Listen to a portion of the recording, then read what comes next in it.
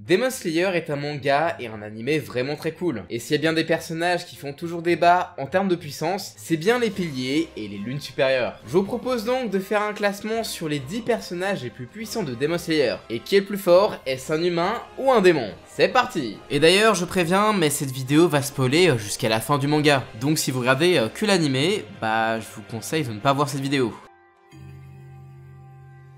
Iguro Banai, c'est le pilier du serpent. Il paye pas de mine au premier abord, vu qu'il est à moitié aveugle, et c'est le second pilier le plus faible physiquement devant Shinobu. Et en plus, il fait partie des moins rapides avec Mitsuri et Tokito. Mais même si tous ces attributs comptent, c'est pas le plus important pour un pourfendeur. Il a une lame pour le moins atypique, semblable à un serpent lorsqu'il rampe. Il va de pair avec son souffle, celui du serpent, dérivé du souffle de l'eau. Il a pour but de surprendre ses opposants à l'aide de mouvements imprévisibles, tel un serpent attaquant sa proie. Il est capable de décapiter plusieurs démons très facilement et il a lutté avec Mitsuri contre Nakime, la 4ème lune supérieure remplaçante. Bien qu'il ne l'ait pas vaincu, il a suivi le rythme contre son pouvoir fortement pénible. Et il a enchaîné en allant affronter le roi des démons, Muzan. Et autant dire que c'est le pourfendeur qui a eu le plus d'importance au cours de ce combat avec Tanjiro, vu qu'il leur a vraiment fait gagner du temps. Il est parvenu à trancher à de nombreuses fois le roi des démons et à développer la marque boostant ses capacités physiques, ainsi que la lame rouge qui entrave la régénération des démons, ainsi que le monde transparent. Ce sont toutes les armes qui font un bon pourfendeur. Malgré tout, il perdra la vue à cause de Muzan, mais ça ne l'empêchera pas de continuer le combat, s'aidant de son serpent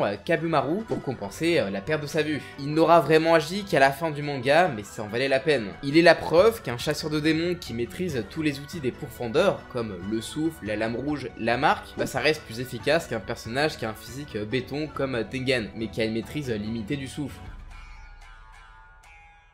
Depuis Daki et Guitaro, les 6ème lunes, on sait qu'une lune peut être incarnée par plusieurs démons. Et Antengu, lui, il est composé de 7 démons, chacun ayant des pouvoirs, des capacités et des personnalités différentes. Le plus puissant d'entre eux est Zoakuten, l'incarnation de la haine d'Antengu. C'est un peu grâce à lui qu'il est vraiment numéro 4. Il a le pouvoir de manier le bois, un petit peu à la manière de Hashirama Senju, mais il est également capable d'utiliser les autres capacités de ses confrères, donc en plus du bois, il maîtrise la foudre, le vent, et il peut faire des ondes soniques. Avec tout ça, il a été capable de dominer Mitsuri, le pilier de l'amour, et il est fort probable qu'il serait venu à bout de cette dernière si Tanjiro n'était pas venu à bout de son corps originel. Car oui, à la différence de Daki et Guitaro, qui ne peuvent pas être tués tant que l'autre est en vie, tous les démons qui composent Antengu ne peuvent être tués tant que le corps originel perdure. Et il a quand même mis à mal 4 Slayers, dont 2 piliers. Franchement, ce personnage, il était trop nombreux, on va dire. C'est ce qui fait sa force. Et en vrai, Shinazugawa Sanemi, il est le second pilier le plus rapide. Il dispose d'une bonne musculature qu'il arbore fièrement en laissant constamment son Kakuran ouvert. Et ses muscles, ils sont pas là juste pour l'esthétisme. Lorsqu'il se fait éventrer par la première lune supérieure, il a contracté suffisamment fort ses abdos afin d'empêcher ses organes de tomber par terre. Et sa maîtrise du souffle de la récupération stopperont son hémorragie en un rien de temps. Il maîtrise le souffle du vent qui est l'un des souffles ayant le plus de mouvements différents, lui permettant une grande diversité. Et en plus de son excellente maîtrise du katana, il est également capable d'utiliser des armes à feu à la manière de son frère Genya. Sa plus grande particularité, c'est son sang. Inhaler son odeur provoque un état d'ivresse chez les démons, leur faisant perdre leurs moyens, même aux plus puissants d'entre eux, comme la première lune supérieure. C'est comme ça qu'il chassait les démons avant de devenir un pourfendeur. Il les capturait à l'aide de son sang et les exposait au soleil pour les tuer. Et bien que la première lune n'était pas à fond à ce moment-là, Sanemi a su lui tenir tête sans utiliser la marque. Le démon a déclaré que les capacités physiques de son opposant ont atteint leur apogée. Il finira par réveiller la marque des pourfendeurs après avoir récupéré de ses blessures. Et malgré ses blessures qui se multipliaient, il ne montrait aucun signe de faiblesse et accompagné de 4 autres pourfendeurs, il est venu à bout de la première lune supérieure. Sa détermination était telle qu'il continua de se battre, même lorsqu'il avait gagné et qu'il était tombé inconscient. Et malgré le combat plus que rude contre la première lune supérieure, ça ne l'empêchera pas d'enchaîner le combat contre Muzan et c'est l'un des rares survivants de ce terrible combat. Il est présenté comme étant le pilier le plus puissant, le plus fort et le plus impressionnant des Ashira. 2,20 m pour 130 kg de muscles, et il est devenu aveugle après avoir contracté une fièvre. Il a donc compensé en développant ses autres sens à un niveau surhumain, à un tel point qu'il était capable d'esquiver les actes malveillants d'autrui, faisant croire à ces derniers qu'il mentait sur sa cécité. Donc ouais, en vrai le mec c'est Daredevil. Avant de devenir pourfendeur et la masse de muscles qu'il est aujourd'hui, il a déjà tué un démon à main nue, s'acharnant sur ce dernier jusqu'au lever du jour. Et comme Sanemi, il a lutté contre la première lune supérieure, cette dernière déclara que Gyomei a ses capacités physiques développées à son apogée absolu et qu'il n'a jamais rencontré un guerrier aussi redoutable au cours de ces 300 dernières années. Donc ouais, ça en dit long sur le bonhomme. Contrairement à la plupart des pourfendeurs, il n'utilise pas un katana, mais un boulet à pic et une hache reliée par une chaîne. Le son de cette dernière lui permettant de se repérer dans l'espace. Son arme est également très résistante, la première lune supérieure ne pouvant pas la couper, il était donc obligé de l'esquiver. Gyomei a développé très rapidement tous les attributs des pourfendeurs tout seul, comme la marque, la lame rouge et même le monde transparent, tout ça en étant aveugle. Il est sorti beaucoup moins fatigué que Sanemi au combat contre la première lune et tous deux iront affronter Muzan. Gyomei d'ailleurs s'imposait comme étant le leader contre la plus grande menace de l'humanité, et même avec une jambe en moins, il s'est relevé pour retenir Muzan jusqu'au lever du soleil. Ce n'est pas pour rien que c'est le pilier le plus puissant. Et d'ailleurs il est possible que vous abonnez vous rende plus puissant, donc pas la peine de devenir un démon pour rien. En plus il y a plein de vidéos sur d'autres mangas. Bon là, ça va faire débat, mais je pense vraiment qu'Akaza explose Gyomei, et je préviens qu'à partir de là, on va enchaîner les démons. Et en vrai, je dis ça parce que l'auteur a déclaré qu'aucun pourfendeur ne pouvait vaincre une des 3 premières lunes supérieures en 1v1. Avant d'être un démon, Akechi était un humain très doué dans les arts martiaux. Naturellement, il a gardé ce type de capacité une fois devenu démon, le rendant redoutable au corps à corps, mais pas seulement. Il est capable de projeter des rafales d'énergie à partir de ses poings. Il est si rapide que pour des pourfendeurs tels que Tanjiro et Inosuke dans le train de l'infini, ses mouvements semblaient imperceptibles. Il peut déployer une marque sur le sol, semblable à un flocon de neige, lui permettant de détecter les attaques ainsi que les points faibles de ses adversaires. D'ailleurs, elle est constamment activée au cours de ses combats. Dans l'arc de la forteresse infinie, il a été capable de tenir un 2 contre 1 contre lui. Il y avait Tomioka Giyu qui, d'après Akaza, était le pilier de l'eau le plus impressionnant qu'il a rencontré au cours de ces 50 dernières années. Et il y avait également Tanjiro qui maîtrisait à ce moment-là le souffle du dieu du feu, donc le plus puissant souffle du manga, et à ce moment-là, Tanjiro, il a vraiment le niveau d'un pilier. Akaza est très rapide et puissant, et surtout, il a une régénération de dingue. Mais le pire, c'est que même après avoir eu la tête coupée, ce qui est synonyme de mort pour les démons, et aussi pour les humains quoi, il continuait de se battre, et cet exploit n'est pas dû à une capacité démoniaque. C'est dû à sa volonté sans faille qu'il possédait en tant qu'humain. Le seul démon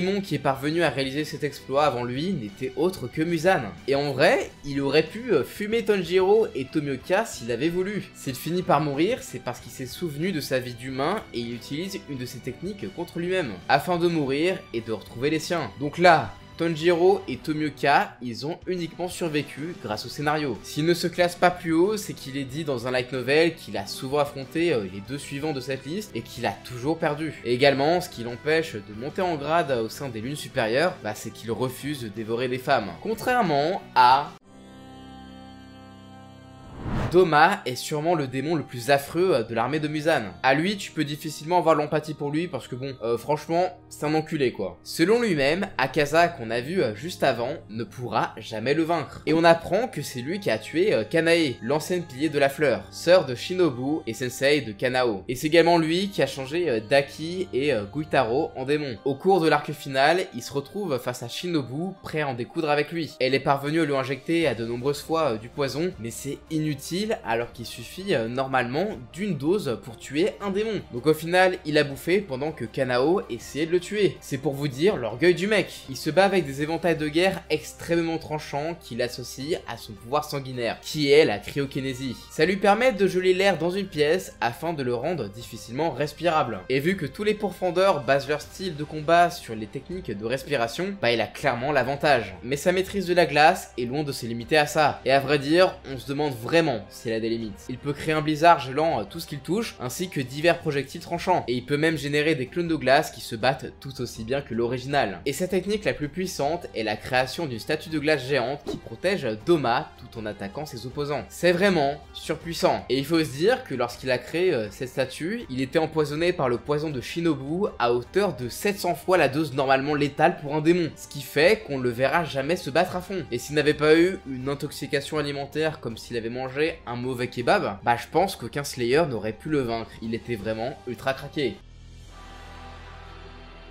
Alors je l'ai beaucoup évoqué lorsque j'ai parlé de Sanemi et Gyumei, mais que vaut réellement ce démon? Et d'ailleurs, avant même d'en être un, c'était un sacré personnage vu que c'est le frère du créateur des souffles. Mais n'étant jamais parvenu à maîtriser le souffle du soleil comme son frère, il en a créé un dérivé, le souffle de la lune. Il maîtrise d'ailleurs 16 mouvements, c'est d'ailleurs le personnage qui possède le plus de mouvements, et ça dans toute l'œuvre, donc il a des attaques extrêmement variées. Et contrairement aux autres démons qui n'ont que des pouvoirs démoniaques, bah il a un petit truc en plus vu qu'il dispose de toutes les compétences des profondeurs. J'ai déjà parlé des souffles, mais il maîtrise également le monde transparent, lui offrant une perception décuplée du monde et des mouvements de ses opposants, ainsi que la marque des profondeurs décuplant ses compétences physiques, et ce, même en étant un démon. Et normalement, la marque condamne son utilisateur à mourir à l'âge de 25 ans, mais il a pu esquiver cette malédiction en se transformant en démon. Il a environ 500 ans, il a donc énormément d'expérience, et bien qu'il continue de se battre à la manière d'un pourfendeur, il peut quand même utiliser son pouvoir sanguinaire de démon qui consiste à manipuler des dizaines de lames en croissant de lune super tranchants qu'il projette à partir de son katana, ce qui fait qu'il a beaucoup plus de portée vu que ce sont des projectiles. Mais bon, c'est qu'une capacité secondaire vu que son vrai pouvoir provient de son sabre. Il est en effet constitué de sa propre chair et peut donc lui donner la forme et la taille qu'il veut, et cela ne l'entrave absolument pas. Qu'il mesure 1 mètre ou 5,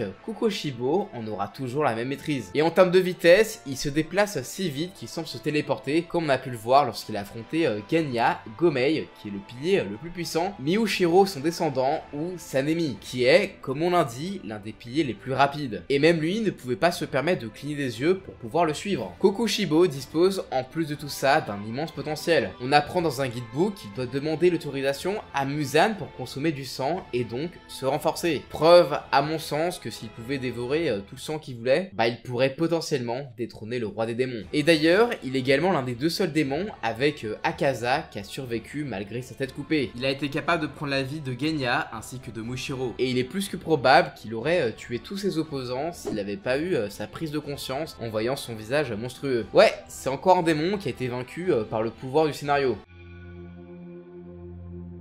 Ah, vous l'attendez, le roi des démons. Alors de base, il était un humain incroyablement faible et vulnérable, mais un médicament aura changé son corps en celui d'un démon. Il est bien plus fort, capable de régénérer ses blessures, mais il doit se nourrir de sang humain, ce qui visiblement ne le dérange pas. Mais il est vulnérable aux rayons du soleil. Il aura eu différentes formes, comme un homme, une femme, un enfant, ou encore Michael Jackson. Mais la forme qui nous intéresse est sa forme finale. Il a de longs cheveux blancs, ainsi que des mâchoires sur tout son corps. Sa capacité de régénération est indécente. Genre, un pourfendeur a essayé de lui trancher le cou, mais sa lame n'avait même pas fini de trancher le cou, que ce qu'il avait tranché était déjà régénéré. Sa principale particularité, c'est d'avoir des tentacules. Elle dispose également de lames empoisonnées qui sont très rapides et précises. Et en plus, elles ont des mâchoires, ce qui lui permet du coup de se nourrir en plein combat sans avoir à s'approcher de ses ennemis. Et ces mêmes mâchoires sont d'ailleurs capables d'agir comme une sorte de méga aspirateur de la mort qui tue, afin de rapprocher ses opposants vers Muzan, afin qu'ils puissent les atteindre plus facilement et entraver leur mobilité. Il est aussi le seul démon à posséder 7 cœurs ainsi que 5 cerveaux, chacun pouvant réfléchir, offrant au démon une intelligence dépassant l'entendement. Mais en plus, ils doivent être tous séparés de son corps en même temps si on veut espérer le vaincre. Ce qui, comme on l'a vu, est quasiment impossible à cause de sa régénération. Et lorsqu'il était acculé contre un mur, il a poussé une sorte de cri strident qui fait une sorte d'onde de choc qui paralyse tous ceux qui sont très près de cette attaque. Et pour finir, pour se protéger du soleil, il a créé un bouclier de chair gigantesque qui ressemble à un bébé. Et en plus, il a une immense puissance physique. Et en vrai, pour vous faire une idée de sa puissance, durant le combat final, il était empoisonné, lui faisant perdre ses attributs de démon à chaque instant. Il aura affronté 5 piliers, 4 autres pourfendeurs ayant le niveau de pilier, et des dizaines, même voire des centaines de pourfendeurs random. Mais malgré tout ça, il n'aura jamais vraiment été désavantagé jusqu'à la fin du combat, et c'est grâce aux efforts de tout le monde que Tanjiro a pu faire la danse du dieu du feu.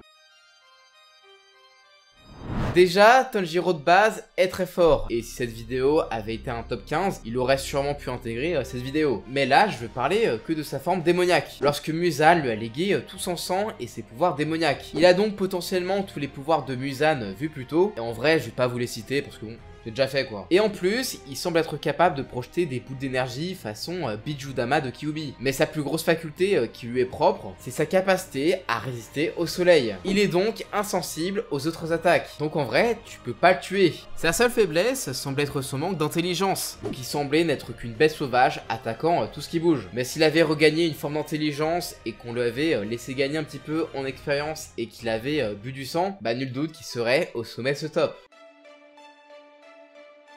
Bon, c'est pas une surprise pour ceux qui ont lu le manga, et contrairement à la plupart des personnages marqués qui l'auront obtenu lors d'un combat, pour lui, c'est différent. Il a eu sa marque depuis sa naissance. Et Yoruichi est juste hors norme. La première fois qu'il aura tenu une épée d'entraînement, il a su mettre à terre l'instructeur de son frère, qu'on a vu un petit peu plus tôt, et ce, à l'âge de seulement 7 ans. Et on comprend également, au travers d'un dialogue avec son frère, qu'il pouvait voir le monde transparent. Et toujours enfant, il était capable de courir sans s'arrêter un jour et une nuit entière. Et lorsqu'il a arrêté sa course, il était pas du tout fatigué. Mon perso, je suis fatigué au bout de 2-3 minutes de sprint. Et lui, il a sprint 24 heures sans se fatiguer. Et niveau endurance, ce n'est pas tout. Après la mort de sa femme enceinte, il est resté près de son corps pendant 10 jours, probablement sans manger ni boire. Et au terme de ces 10 jours, ce qui semble être un ancêtre de Rengoku, bah, il l'a invité à rejoindre les profondeurs de démons. Et c'est à partir de là qu'on a eu ses exploits les plus notables. Parce que bon, jusque là, c'était le moins impressionnant. Il est devenu le meilleur pourfendeur grâce à sa maîtrise du souffle du soleil. Il a voulu l'apprendre aux autres chasseurs de démons, mais aucun n'était capable de le maîtriser. Il a donc créé des dérivés adaptés aux compétences de chacun d'entre eux. Et son plus haut fait est son affrontement contre Muzan. Il comprit en un instant la malveillance qui habitait le démon, et il a su voir tous ses points faibles à l'aide du monde transparent, et il créa un mouvement adapté pour le terrasser. Et en plus, Yoruichi dispose d'une lame rouge si puissante qu'elle pouvait quasiment annuler la régénération de Muzan, là où celle des pourfendeurs de la génération actuelle ne pouvait que légèrement l'entraver. Yoruichi a fait plier genou à terre au démon, qui sera à jamais traumatisé de cette rencontre. Muzan a alors explosé en 1800 morceaux de chair. Yoruichi a tenté de les trancher et il en détruira que 1500. Ce qui est déjà beaucoup, et ça témoigne d'un temps de réaction et d'une rapidité exceptionnelle. Malheureusement, les 300 morceaux restants permettront à Muzan de se reconstituer en une tête et de s'enfuir. Et il resta caché tant que Yoruichi était en vie.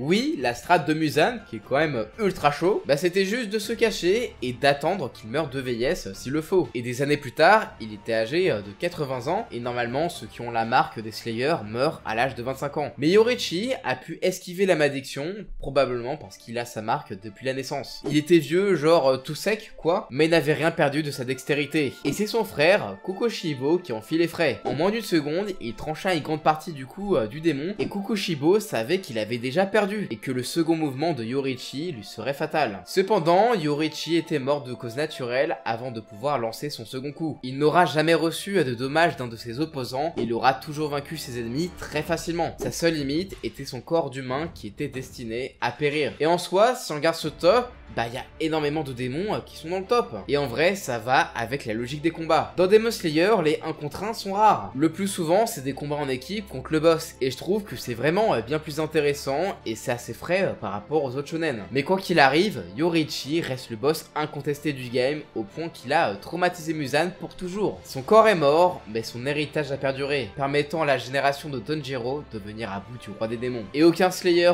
ou démon n'a su lui arriver à la cheville. Mais bref, j'espère que vous êtes d'accord avec ce top. Je vous laisse me le dire en commentaire. Abonnez-vous et je vous dis à la prochaine. Ciao!